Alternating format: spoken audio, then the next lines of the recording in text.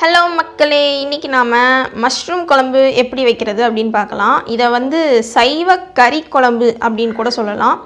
So non veg சாப்பிட்றவங்களுக்கும் இது ரொம்ப பிடிச்சமான குழம்பு.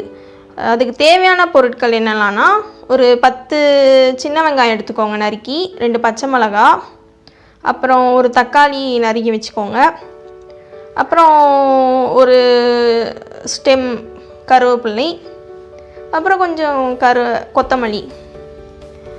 ஸோ இதெல்லாம் வந்து எடுத்து வச்சுக்கோங்க. அது போக இதில் கடுகு, உளுந்து, அப்புறம் வந்து ஒரு பேக்கெட் மஷ்ரூம் அப்படியே எடுத்துக்கோங்க. அப்புறம் சோம்பு கொஞ்சம் ஒரு டீஸ்பூன் எடுத்துக்கோங்க. அப்புறம் வாசனை சாமான்கள் வந்து பட்டை, கிராம்பு வந்து ஒரு 4-5 இது போதும். ஒரு பட்டை போதும்.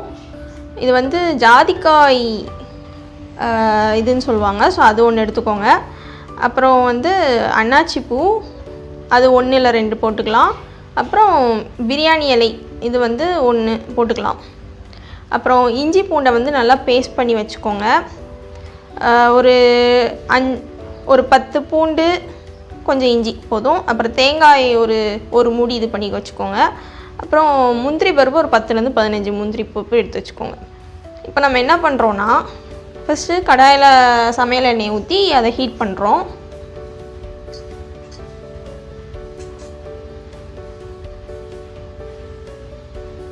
அது நல்லா எண்ணெய் சூடானதும் அதில் ஃபஸ்ட்டு நாம் என்ன போட போகிறோன்னா, சோம்பு போட போகிறோம். சோம்பு ஃபஸ்ட்டு போட்டு அது லைட்டாக அந்த கலர் மாறணும், சோம்போட கலர். ஸோ அது வெடிக்கும் சோம்பு ஆக்சுவலி. ஸோ அது வெடித்ததுக்கப்புறம் நம்ம கடுகு, உளுந்து போடணும். ஸோ கடுகு நல்லா வெடித்ததுக்கப்புறம் நம்ம அந்த வாசனை ஜாமான்கள்லாம் இருக்குல்ல, பட்டை, கிராம்பு, அன்னாச்சி பூ, ஜாதிக்காய், அப்புறம் வந்து பிரியாணி இலை எல்லாம் போட்டு ஃபஸ்ட்டு அதை வதக்கிக்கலாம்.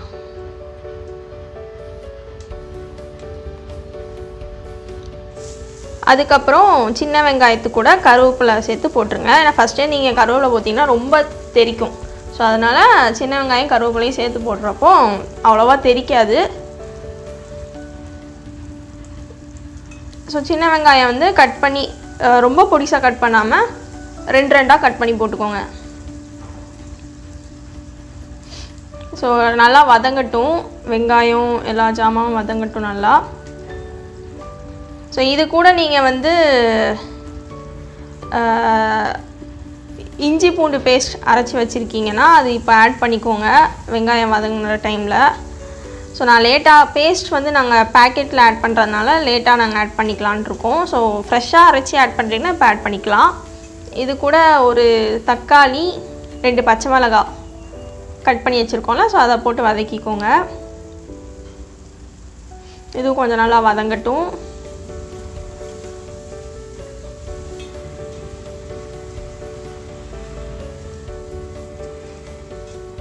அது ஸ்மெல் பார்த்திங்கன்னா செம்ம ஸ்மெல், செம்ம அரோமா இருக்கும் நம்ம அந்த வாசனை ஜாமான்லாம் போட்டு வதக்குறப்பவே. ஸோ செம்ம ஸ்மெல் இதானா. அதுக்கப்புறம் நம்ம கட் பண்ணி வச்சுருக்கிற பட்டன் மஷ்ரூம், ஸோ அதை வந்து போட்டுக்கோங்க. இது வந்து ஒரு பேக்கெட்டாகவே கிடைக்கும். ஸோ அதை அப்படியே போட்டுக்கலாம். இந்த காளான் எப்படி ரீப்ளேஸ் பண்ணலான்னா, இலை காளான்னு சொல்லுவாங்களா, ஸோ அது கூட போட்டுக்கலாம். இப்போ ஒரு டீஸ்பூன் மஞ்சத்தூள் போட்டுக்கோங்க. அதுக்கப்புறம்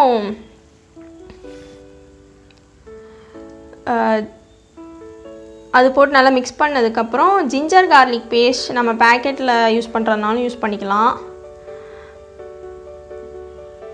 அப்படி இல்லை ஃப்ரெஷ்ஷாக அரைச்சி போடுறதுனாலும் போட்டுக்கலாம். ஃப்ரெஷ்ஷாக அரைச்சி போடுறது கொஞ்சம் ஆரம்பத்துலேயே வெங்காயம் போடுறதுக்கு முன்னாடியோ இல்லை வெங்காயம் போட்டதுக்கப்புறமும் போட்டுக்கோங்க.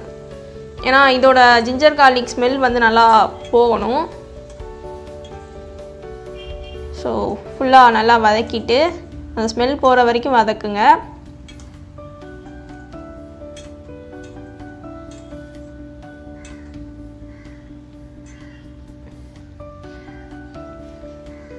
நல்லா வதங்குது.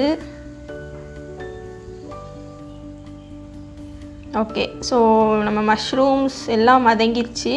இப்போ நம்ம வீட்டில் அரைச்சி வச்சுருக்க சமையல் பொடி அது வந்து ஒரு 4-5 டேபிள் ஸ்பூன் போடலாம்.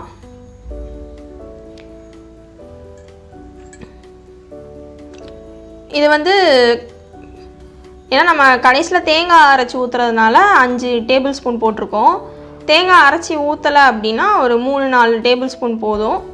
உங்களுக்கு குழம்பா தேங்காய் அரைச்சி ஊற்றாமல் குழம்பா மஷ்ரூம் குழம்பா ஒரு இதாக வேணும், சப்ஜி மாதிரி வேணும் அப்படின்னா நீங்கள் தேங்காய் அரைச்சி ஊற்ற வேணாம். ஏன்னா நிறைய பேர் இப்படி தேங்காய் அரைச்சி ஊற்றுறப்போ 4 பேர் 5 பேர் சாப்பிட்லாம்.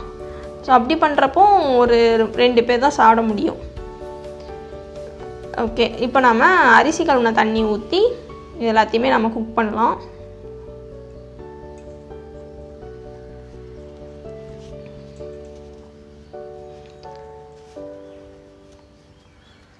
ஸோ நல்லா மிக்ஸ் பண்ணிக்கோங்க.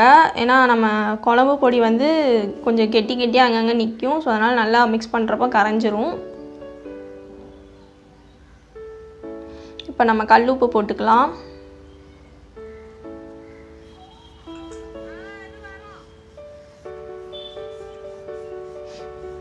நல்லா மிக்ஸ் பண்ணி கொதிக்க விட்டு அதுக்கப்புறம் டேஸ்ட் பாருங்கள், காரம் உப்பெல்லாம் போதுமானு.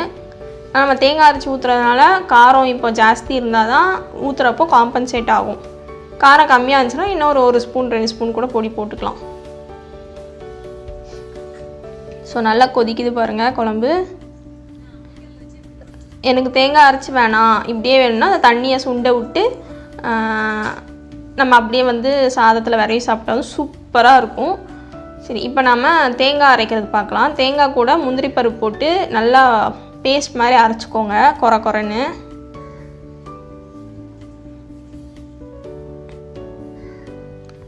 ஓகே, இப்போ நல்லா குழம்பு கொதிச்சிருச்சு. இப்போ நாம் அரைச்சி வச்ச தேங்காய் ப்ளஸ் முந்திரி பருப்போட மிக்சரை ஆட் பண்ணிக்கிறோம். நல்லா குழம்பு கொதிக்கணும், அதுக்கப்புறம் நீங்கள் ஆட் பண்ணணும். எப்படியும் ஒரு 10-15 நிமிஷமாவது நீங்கள் பொடி போட்டு குழம்பு சிம்மில் பண்ணி கொதிக்க விட்டதுக்கப்புறம் சிம் பண்ணி மூடி வச்சுருங்க. மூடி வச்சு நல்லா கொதிச்சதுக்கப்புறம் தான் தேங்காய் நீங்கள் அரைச்சி ஊற்றணும். அப்போ தான் வந்து உங்களுக்கு அந்த கார ஸ்மெல்லாம் போனதுக்கப்புறம் தேங்காய் அரைச்சி ஊற்றினா தான் நல்லாயிருக்கும். இல்லைனா அந்த கார ஸ்மெல் அப்படியே வந்து அந்த குழம்புல இருக்கிறப்போ சாப்பிட்றப்போ நம்மளுக்கு அந்த கார ஸ்மெல் தெரியும்.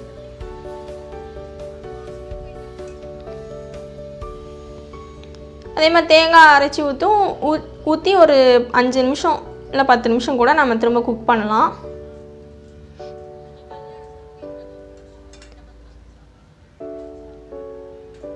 நல்லா குக் ஆகட்டும். அதான் ஒரு 5 நிமிஷம் கொதிக்க விட்டு இறக்குனா போதும்னு சொல்லுவாங்கள்ல. ஸோ அந்த மாதிரி ஒரு 5 நிமிஷம் கொதிக்க விட்டு அதுக்கப்புறம் கொத்தமல்லி கட் பண்ணி வச்சுருக்கதை கொஞ்சம் போட்டுக்கோங்க.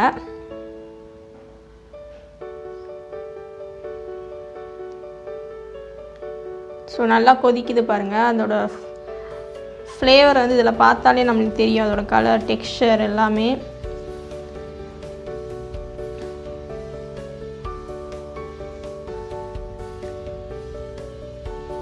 நம்ம ஏன் முந்திரி பருப்பு போட்டு அரைக்கிறோன்னா அது ஒரு ரிச் டேஸ்ட் கொடுக்கும்.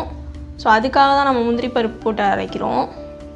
வெறும் முந்திரி பருப்பு வேணாம், செட் ஆகாது, நம்மளுக்கு தேங்காய் மட்டும் போதுன்னா அது மட்டும் போட்டு கூட அரைச்சிக்கலாம். ஸோ அதுவும் நல்லா தான் இருக்கும். கலர் பார்த்திங்களா எவ்வளோ சூப்பராக வந்திருக்குன்னு.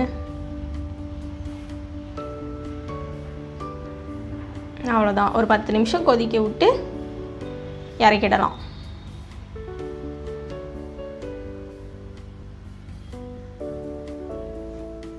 இதை வந்து நம்ம சாதத்துக்கும் நல்லாயிருக்கும், சப்பாத்தி பூரி இதுக்கெலாம் நல்லாயிருக்கும். கடைசியில் இறக்குற டைமில் ஒரு நிமிஷம் பெப்பர் பொடி பிளாக் பெப்பர் போட்டு 1 நிமிஷம் மட்டும் கொதிக்க விடுங்க, அதுக்கு மேலே வேணாம். ஏன்னா அதுக்கு மேலே கொதிக்க விட்டிங்கன்னா கசக்கும் குழம்பு. ஸோ அதனால் ஒரு நிமிஷம் கொதிக்க விட்டு ஆஃப் பண்ணி இறக்கிடுங்க.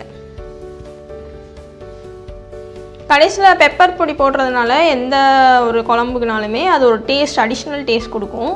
ஸோ ஆரம்பத்துலேயும் பெப்பர் போட்டோன்னா குழம்பு கசக்கிரும், அவ்வளோதான்.